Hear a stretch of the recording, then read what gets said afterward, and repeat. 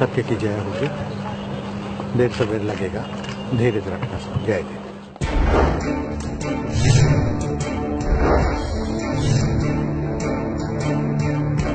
दो बाजू होती है, इस चीज को कोई मना नहीं कर सकता। कायदा है वो हकीकत है, लेकिन कायदे का यूज भी हो सकता है, मिसयूज भी हो सकता है। पुलिस को पावर्स दिए हैं, पावर का पुलिस यूज भी कर सकती है और मिसयूज भी कर सकती है। सवाल यहाँ पर यह है कि लीगल प्रोसीजर क्या है कायदे का।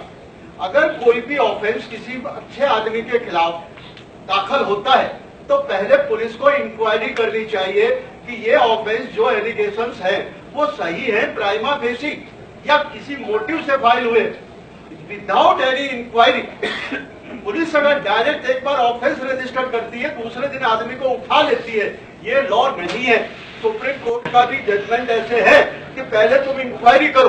अगर प्राइमा फेसी ये लगता है कि ऑफेंस बनता है प्राइमा फेसी, तो ही तुम एक्यूज को अरेस्ट करो। बापू आसाराम जी का केस का प्रकरण का सवाल है।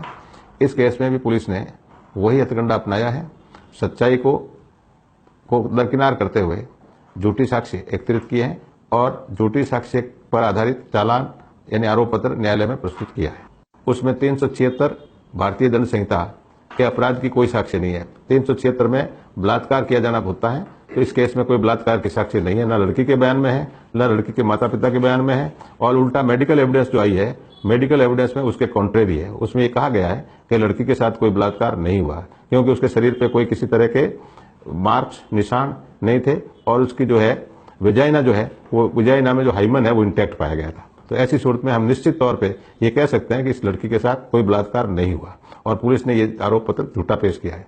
376 रेप केस नहीं बनता है, रेप केस के कोई चार्जेस नहीं है और उस पे आउटरेस्ट मोडेस्टी के कोई चार्जेस नहीं है। अटेम्प्ट वाली बात है, उस पे अगर अटेम्प्ट है तो बेलेबल ऑफेंस बनता है, फिर उनको अरेस्ट किस बात के लिए किया है। बहुत अजीब सा लगता है कि 15 अगस्त की रात की घटना है। 16 अगस्त को वो उत्तर प्रदेश चली गई। उत्तर प्रदेश में जाने के बाद फिर वो दिल्ली आई।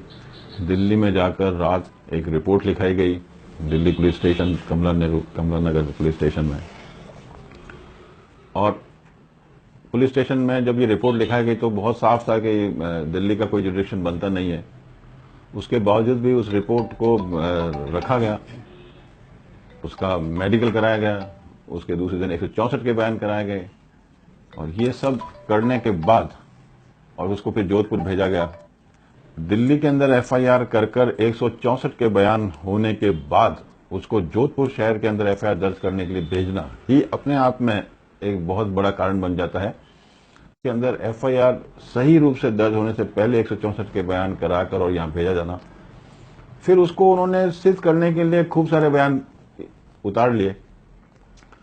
अचंबा इस बात का है कि पूरी चार्जशीट के अंदर लड़की के बयान, लड़की के पिता के बयान, लड़की की माता के बयान, ये 3 बयान मुख्य तौर से हैं जो कि खिलाफ है।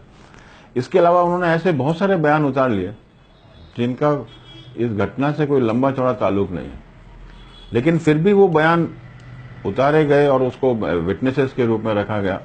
और शायद इसीलिए रखा गया कि बताने के लिए कि साहब ये इतना बड़ा गंभीर अपराध है और उस गंभीर अपराध के अंदर अभी नहीं बहुत पहले से सम्मिलित है आसाराम जी। ये प्रयास किया है पुलिस ने।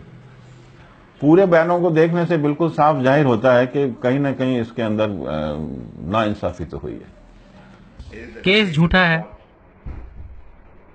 लड़की को कुछ हुआ नहीं जैसा कि लड़की दावा कर रही है। जब उस रात 3 सेवक कमरे के बाहर बैठे हों और लड़की की मां भी बैठी हो, उसी समय 1.5 घंटे तक घटना घटी और मां भी आई थी अपनी बेटी का साथ देने, उसको देखने के लिए कि क्या हो रहा है, और उसने कुछ नहीं सुना। कैसे संभव है? ठीक है, मान लेते कि मां ने कुछ नहीं सुना। लड़की कमरे के बाहर आई, फिर मां से मिली, फिर मां और लड़की दोनों साथ गई और लड़की के पिता से मिली, फिर फार्म हाउस के मालिक से मिले। सभी उनके साथ रात को खाना खाया। वे लोग सारी रात वहीं रुके, सुबह उनके साथ नाश्ता भी किया। फिर फार्म हाउस के मालिक ने कार की भी व्यवस्था की और अब तक किसी से कोई भी शिकायत नहीं की थी। इन तथ्यों के आधार पर स्पष्ट होता है कि पूज्य बापूजी सही है और लड़की की कहानी विश्वास करने की